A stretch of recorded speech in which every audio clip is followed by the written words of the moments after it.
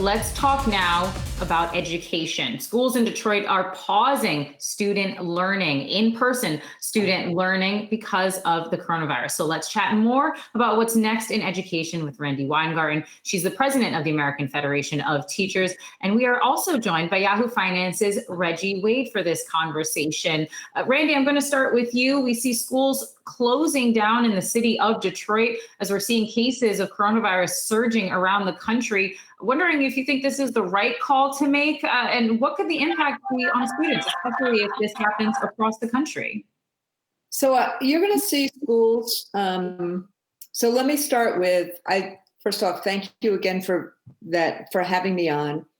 And you know how much in Detroit, in Massachusetts, in Boston, in New York City, we have fought to get the safeguards, the safety safeguards, in order to reopen school buildings, because we know that instruction is really in person. Instruction in person is really important for kids.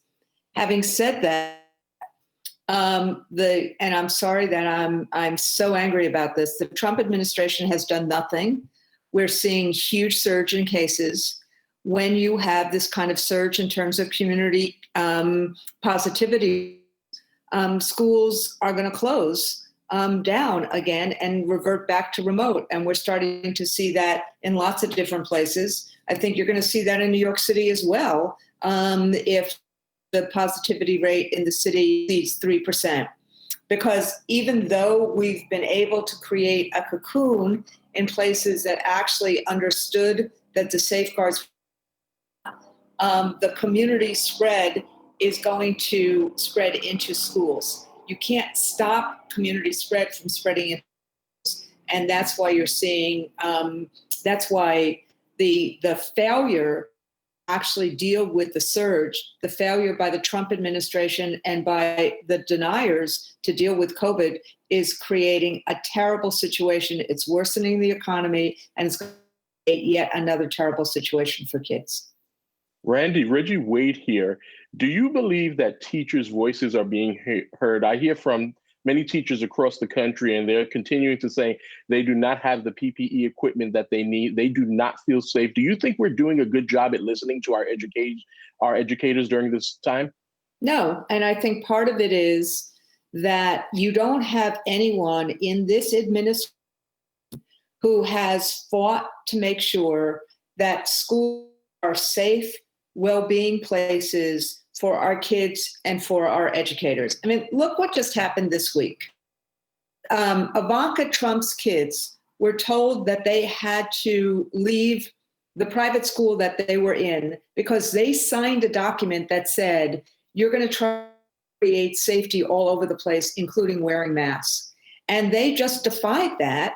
And so even in that private school, they basically said, you can't have your kids here because your kids may be spreaders of COVID. But what's happened is that teachers want to teach in schools. They know they need the safety standards, they need the safeguards. But separate and apart from the safeguards like PPE, of which 90% of teachers are spending their own money on it, is that the way in which hybrid education is being stood up is ridiculous too. You cannot teach kids on a screen and in person at the same time. Even this TV show, it's different if we were all together and reading each other's body language than just doing things in a screen. But can you imagine what it takes for a teacher to engage kids on a screen and then try to have a separate set of eyes trying to do something in person? So the lack of resources as of guidance, the lack of any federal tracker on this, all of these things are terrible. And these are things that teachers have asked for. There are places where teachers' voices are being listened to, like in New York City, but that's because of collective bargaining. Right. I didn't want to jump in on you there, but I know we're running out of time. And I do want to ask you about the new president-elect that we have and what you're expecting and what you're hoping for under a Biden administration, at least in terms of education, especially once you no longer have an education secretary, Betsy DeVos. Well, first off, I'm excited about Joe Biden and Kamala Harris. Number one, they are pro-worker, they are pro-student, they are pro-teacher. They want to make sure that people have a pathway to the middle class and make sure that schools are the kind of great equalizer that they're supposed to be. But they have to deal with COVID first, which means we need to have standards. The Department of Education is not going to be the Board of Education for every district, but you need to have standards by which schools should be able to reopen, and you need to have the resources, and you need to have federal tracking of that. Number two, we need the resources to meet the needs of kids, like because of all the issues that have happened in terms of social isolation. Number three, we need the resources for things like digital devices, food insecurity. So there's lots of things that they can do, but it needs to be aligned with resources, what kids need, including having, as Reggie just said, people feeling and teachers feeling that they're deeply listened to. So I'm very excited about this, even though we are in a really, really dark time because of the failure of this current administration to deal with COVID.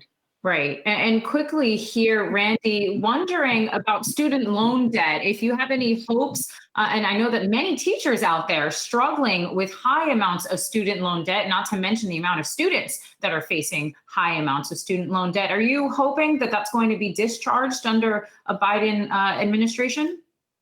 Yes, but I think that the issue is, look, Betsy DeVos a mess of this. And I talk about student loan debt from the perspective of, we have sued DeVos several times. We sued Navient. We've gotten to a settlement with Navient that will help people. But ultimately, just like mortgages and just other things, student loan debt needs to be transparent. It needs to be clear. People need to know what their choices are. And then we need to try to mitigate it to actually make student debt is not a death sentence for people. Betsy DeVos has made this worse for the 43 million people that have student loans right now. There's a lot that you can do executive action to clean this up. And then there are things that we need to do to mitigate and discharge that debt.